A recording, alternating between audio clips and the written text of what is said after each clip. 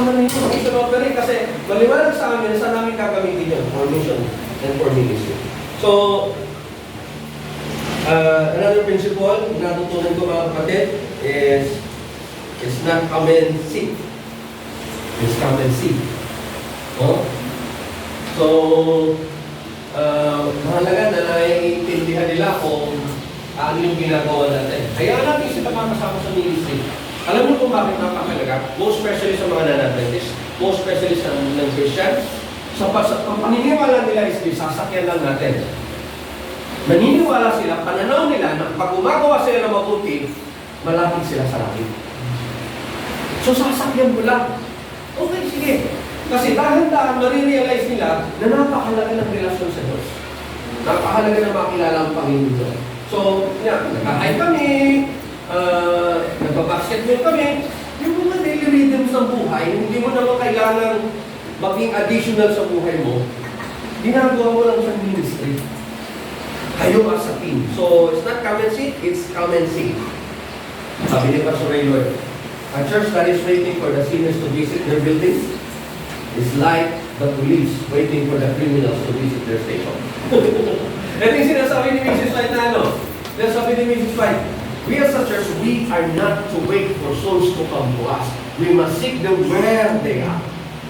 So kung saan sila naroon, kailangan natin sila puntahan at kailangan sila iyay. So isang lesson, ito yung kinikwento ko sa inyo, no?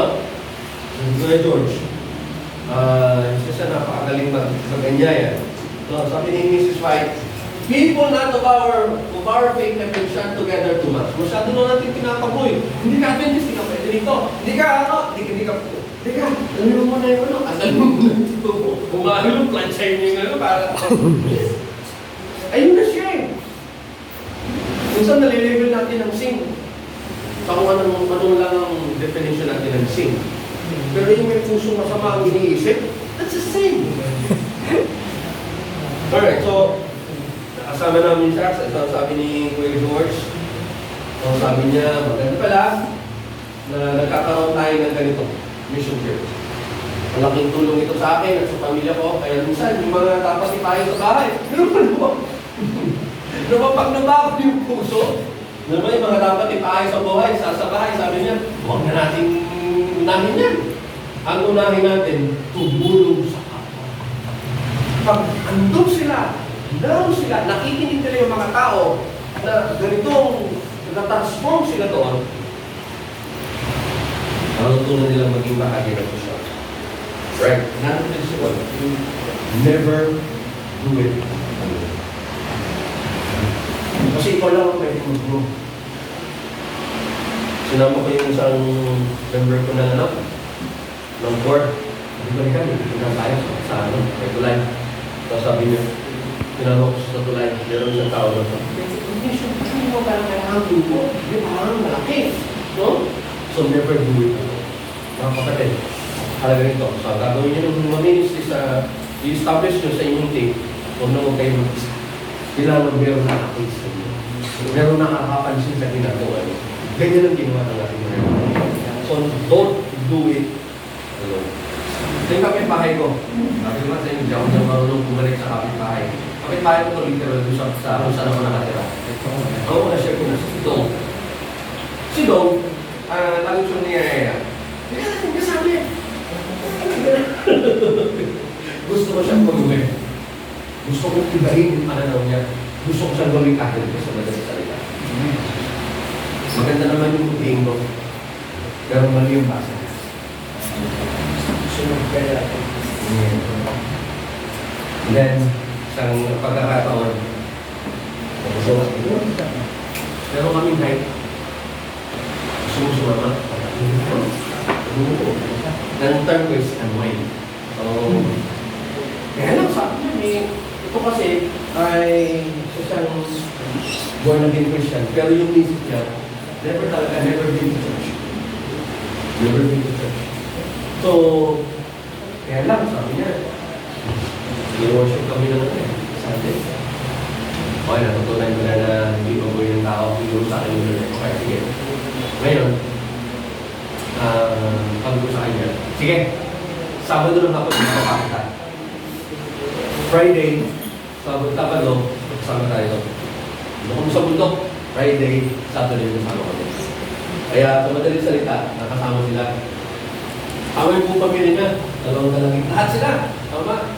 Kaya, doon. Sabado, Friday, yun na. Sinulog na kami, kwentuhan, fellowship, belongingness. Sabado na. Ano? Hapon na. Baba na tayo. Sabi niya, ayun sa. Ayun, nakasama ko sila na. Ayan mo. Nung pinuntahan kami sa community nila, makita niya yung blessed na talaga siya. Nung pinuntahan kami, ang in-address naman namin ay mga community na, nahihirapan. So, may dala kaming bundle of food. Lahat yung share ng team. Kasama namin siya. Nakaharap din siya. Nakikinig niya yung kumain ko ng mga tao. Sabi niyo, ito nakaka-bless ko ba? Sumasahod ako ng buhay ng buwan. Pero tao, pinag-ayos na lang kasi nakita niyo, nag-ayos pa. Kumikita ng 300, tumapagdan ako ng mundo. Sabi niyo, nakaka-bless ko ba?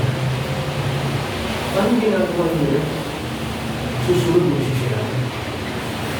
So, doon pa lang na-realize nila kung gaano halaga yung makakonect na at the same time maging personal ng mission. So, never do it alone. None. Next principle. Don't forget to celebrate every success. Napakahalaga yan. Celebrate every win ng inyong team. Celebrate. Naka-invite kayo ng celebrate. Pwede na Panginoon. No? Sa mga ganyan. Celebrate every success. Ito po yung aming year-end. Celebrate every success. Next principle. Never or don't start a ministry without a ministry. Anong ibig sabihin niya? Kung mag-start kayo ng ministry, dapat may taong nakatulong. Sinong in charge dito? Dapat yung in charge doon, yung tao yun, mahal niya yung ginagawa niya. Let's say for example, basketball. Hindi mo na sa kailangan ng basketball ministry. Oh, siyempre yung magiging ito. Ako na! Lagi naman ito nagkakabasketball eh. Nagbumotor. Hindi mo na nagbumotor. So, never start a ministry without a ministry. Kasi, kung ikaw lang ng ikaw ang gagawa, ikaw lang lang. Dapat involve sila lahat. Meron silang may ginagawa sila. No? Kung yan naman ay small group, kung yan man ay Zoom, dapat may in-charge dyan. Kaya kahit wala ako, nagtutuloy-tuloy sila sa kanilang ginagawa. Right. Next, this is the second to the last. Do not treat people as project. Lagi nyo matitinig yan. Papakalaga yan. Papakalaga ng kwento nila, ng buhay nila. They are not project. They are part of the family. Alright. Hindi sila po. That's why, yan mga kapatid. There are two main facts for the family identity.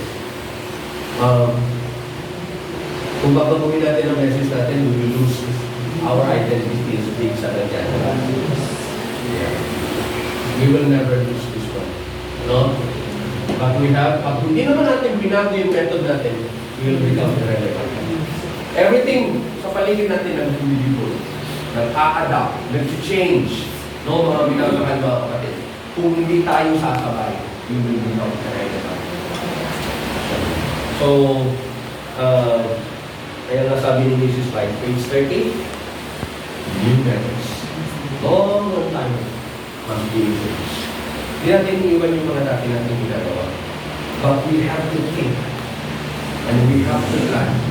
Baka meron pa tayong pwedeng ibang gawin. Na pwedeng gawin ngayon, na still hindi natin compromise being as a seventh day yung ating goal. So, new methods must be introduced. God's people must be aware to the necessities of the time. Necessities of the time. Very. Ano yung kalagayan natin yun? No? In which we are. So, yung last, ito po yung isang nalaga. Okay pa lang yan, pero alam niyo kung kailangan mag-start ng marami. Para yan, so nag-iyak. Gusto ko naman din magmotor. Pag nagmotor kami, yan. Yung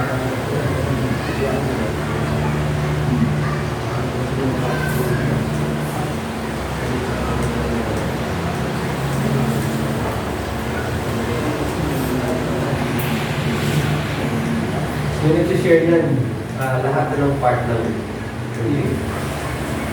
hindi kailangan malaki. Kasi yan, aliliit lang naman yan. Pero yung impact sa akin, sa amin, malaki.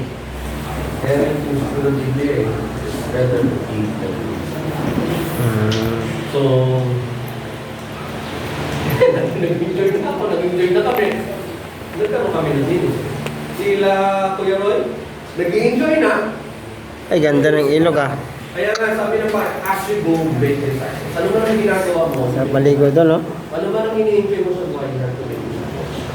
So, alright, so,